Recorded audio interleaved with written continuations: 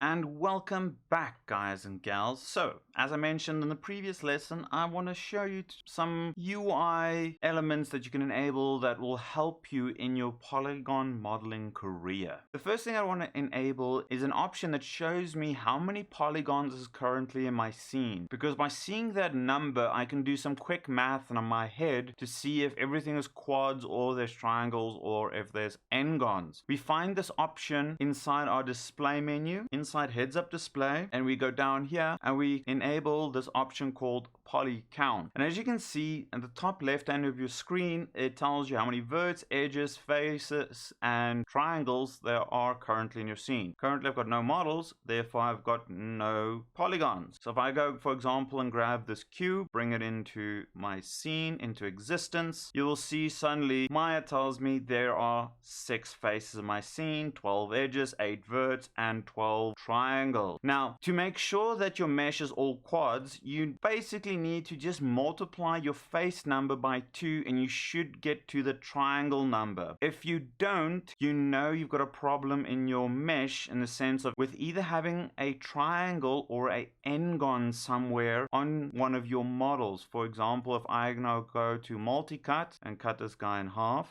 right click to drop that edge, press W and go back into object mode, you'll see Maya is telling me I've got 7 faces but 12 triangles. 7 times 2 is not 12, which now informs me I've got a problem somewhere. So let's go quickly make an n-gon to show you that Maya picks this up as well. So I'm going to use my multi-cut tool and let's just cut this face in half like so. Like there is fine. Right click, drop the edge, boom, done. Now I'm getting 8 faces and 18 triangles. Again, the math does not make sense. Now this should start raising some red flags with you, and this is where you start using your smooth mesh preview and see where your mesh is pulling funny. So you can see in here, there's a weird pull happening, which means I've got multiple edges converging on a vertex. So in this case, I have 5, so it's going to cause some weird pulling. If I do that again, I can also see, you see this edge here, it's going all weird and wiggly, meaning it's pulling towards an open face. So they tend to lean towards the problem that's causing it. So in this case, the problem is this guy, because this face here is the n-gon. If I go back here, go to edge mode, select that edge and go control. So now let's quickly go and fix this. So I want to get rid of this edge as well as its vertices, so I can do this all in one go. Select the edge, shift right click. So let's go quickly fix our problem by deleting this edge and then going and deleting those random floaty verts in there. And then we can also go and just delete this guy. And now I should be back to all happy lands. My faces multiplied by 2 equals my triangles, and boom, we got all quads in our scene. Another thing I want to enable is what is referred to as center face selection. So as you guys can recall, if I go to vertex mode, you can see these little pixels on the screen that I can select to move the vertices around. We can have the same option for our faces. So the face has a little dot in the center that we can select. This is also a cool feature because it will also show you when faces aren't stacked on top of each other. So let's go quickly enable this option and then I'll show you how it's useful to us. So I'm going to go into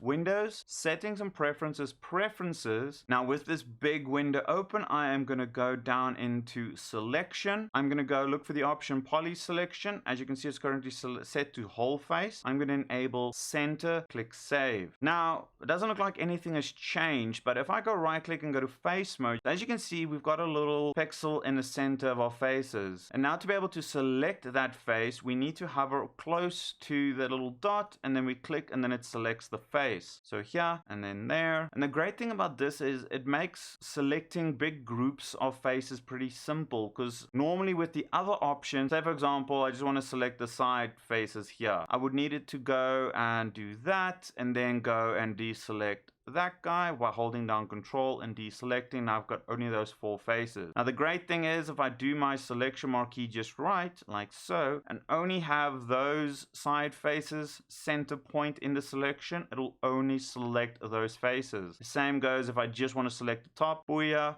I got the top. Now I want to show you the other trick that makes this selection method useful. If I go click extrude and don't move my gizmo, you can see I've got tiny little dots in the center of these edges. Now because I'm in face mode, I know those are faces, which now shows me I've got 0 space faces, which makes my life a lot easier when it comes to finding problems in my scene. So I can now just grab this face, pull it up a little bit, and then booyah, that error is now sorted out. So I can go in here, select these tiny faces. I can now, for example, go and extrude them out, or I can go into edge mode, double click that edge, pull this down, all that good stuff. So those are the 2 display modes I would advise you always have enabled in your scene. So the first one is to see your poly count to make sure that you're always working in quads, and the next one is to help you see hidden faces, so that by having your faces display this little center point. So with that said, I'm going to end this lesson off here, and I will catch you in the next lesson.